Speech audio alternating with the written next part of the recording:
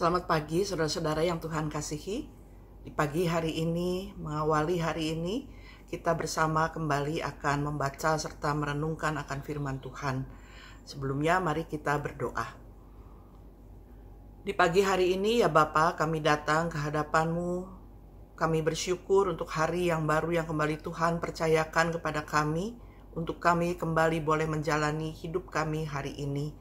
Sebelum kami memulai dengan segala rencana dan tugas tanggung jawab kami juga mau membaca serta merenungkan akan firman Tuhan.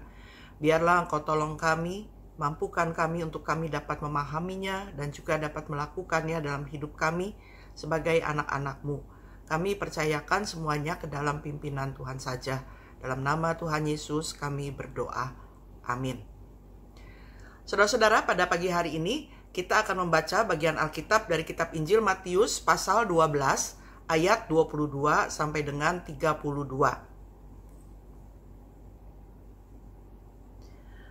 Kemudian dibawalah kepada Yesus seorang yang kerasukan setan. Orang itu buta dan bisu. Lalu Yesus menyembuhkannya sehingga si bisu itu berkata-kata dan melihat. Maka takjublah sekalian orang banyak itu, katanya, ia ini agaknya anak Daud. Tetapi ketika orang Farisi mendengarnya, mereka berkata, dengan Beelzebul, penghulu setan, ia mengusir setan. Tetapi Yesus mengetahui pikiran mereka, lalu berkata kepada mereka, setiap kerajaan yang terpecah-pecah pasti binasa, dan setiap kota atau rumah tangga yang terpecah-pecah tidak dapat bertahan. Demikianlah juga kalau iblis mengusir iblis, ia pun terbagi-bagi dan melawan dirinya sendiri. Bagaimanakah kerajaannya dapat bertahan? Jadi, jika aku mengusir setan dengan kuasa Beelzebul, dengan kuasa siapakah pengikut-pengikutmu mengusirnya? Sebab itu merekalah yang akan menjadi hakimu. Tetapi jika aku mengusir setan dengan kuasa Roh Allah, maka sesungguhnya kerajaan Allah sudah datang kepadamu. Atau bagaimanakah orang dapat memasuki rumah seorang yang kuat dan merampas harta bendanya apabila tidak diikatnya dahulu orang kuat itu? Sesudah diikatnya, barulah dapat ia merampok rumah itu. Siapa tidak bersama aku, ia melawan aku, dan siapa tidak mengumpulkan bersama aku, ia mencerai-beraikan. Sebab itu aku berkata kepadamu, segala dosa dan hujat manusia akan diampuni, tetapi hujat terhadap Roh Kudus tidak akan diampuni. Apabila seorang mengucapkan sesuatu menentang anak manusia, ia akan diampuni. Tetapi jika ia menentang Roh Kudus, ia tidak akan diampuni. Di dunia ini tidak, dan di dunia yang akan datang pun tidak. Demikian pembaca kitab kita pada pagi hari ini. Saudara-saudara, masih ingat sebuah iklan yang mengatakan jeruk kok makan jeruk? Nah, ungkapan ini mirip dengan apa yang Yesus maksud di dalam ayat 26. Demikianlah juga kalau iblis mengusir iblis, ia pun terbagi-bagi dan melawan dirinya sendiri. Bagaimanakah kerajaannya dapat bertahan? Saudara, orang Farisi menuduh pengusiran setan yang dilakukan Yesus memakai kuasa penghulu setan, Beelzebul. Itulah yang kemudian membuat Yesus mengatakan seperti yang dalam ayat 26 tadi. Yesus mengingatkan bahwa suatu kerajaan akan kuat jika bersatu. Jadi kalau yang terjadi seperti apa yang mereka katakan, maka akan melemahkan kondisi mereka sendiri.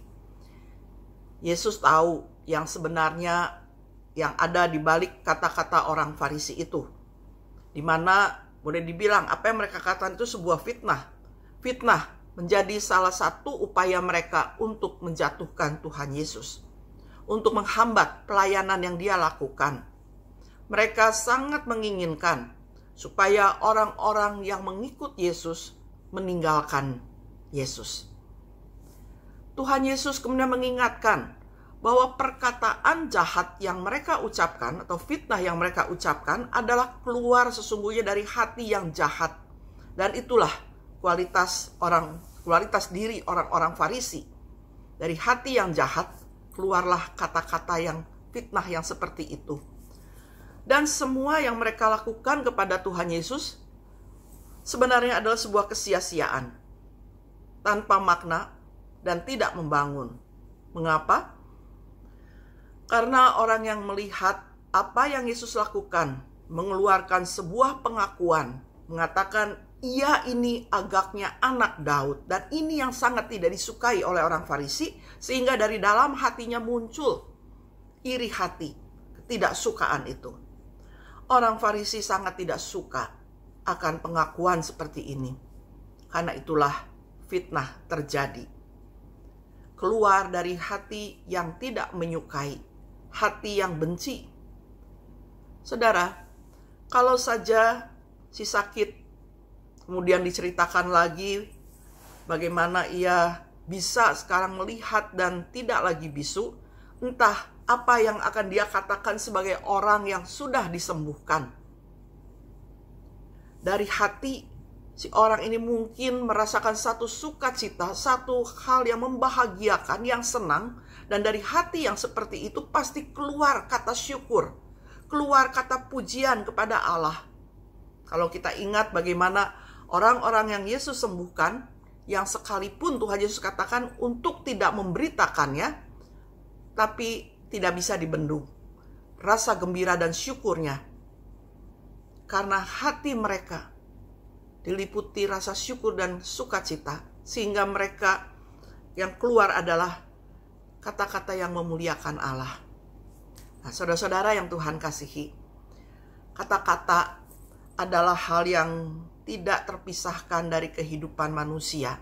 Setiap hari kita mendengar orang berbicara, apapun itu.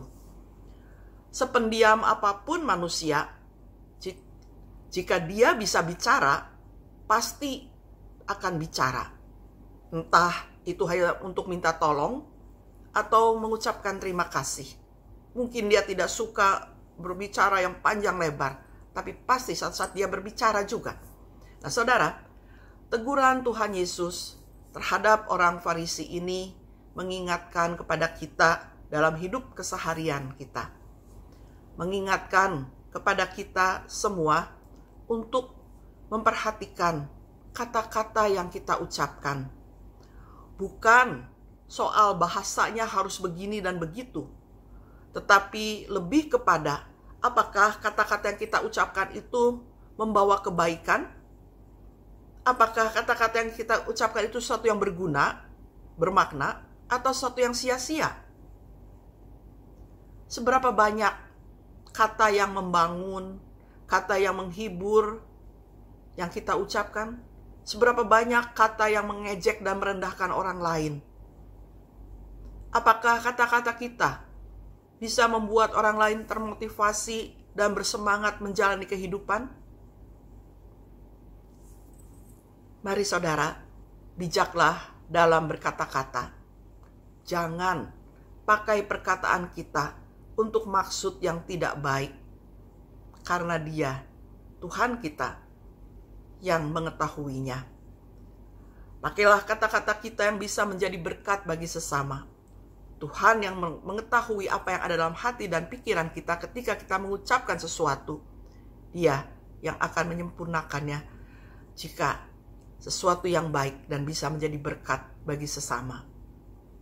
Saudara-saudara, apa yang ada di hati kita seringkali muncul di dalam perkataan kita. Karena itu sekali lagi, hati-hatilah dengan kata-kata yang kita ucapkan. Karena sebagai anak-anak Tuhan, biarlah setiap perkataan yang muncul adalah untuk kemuliaan nama Tuhan yang bisa mendatangkan kebaikan bagi sesama kita. Karena segala kemuliaan hanya bagi Tuhan. Amin. Mari kita satu dalam doa. Kembali kami datang ke hadapan-Mu ya Bapa. Sungguh kami bersyukur kalau kami diingatkan bahwa setiap kata kami biarlah boleh memiliki makna. Setiap ucapan kami boleh mendatangkan kebaikan. Tolonglah kami ya Bapa, karena seringkali kami lupa. Seringkali kata-kata yang keluar dari mulut kami seringkali menyakiti hati sesama kami, bahkan mungkin merendahkan, meremehkan mereka. Tolonglah kami ya Bapa, supaya di dalam kami berkata-kata, kami boleh bijak. Kami boleh mengeluarkan kata-kata yang baik, yang dapat membangun sesama kami, menguatkan sesama kami. Terima kasih Bapa. Berjagalah pada pintu mulut kami semua, supaya kami dapat Kau pakai menjadi berkat melalui apa yang kami katakan. Bapa, kami juga mempercayakan kehidupan kami dengan segala tugas tanggung jawab kami yang harus kami lakukan, rencana yang kami miliki, kami serahkan hanya di dalam pimpinan dan pertolongan-Mu saja, hingga kami dimampukan melewati hari ini dengan baik dan benar. Terima kasih Bapa, dalam nama Tuhan Yesus kami berdoa dan mengucap syukur. Amin. Selamat pagi saudara-saudara, Tuhan memberkati. Bagi Bapak Ibu yang memiliki pergumulan khusus dan ingin didoakan, bisa menghubungi rekan-rekan pendeta di nomor berikut.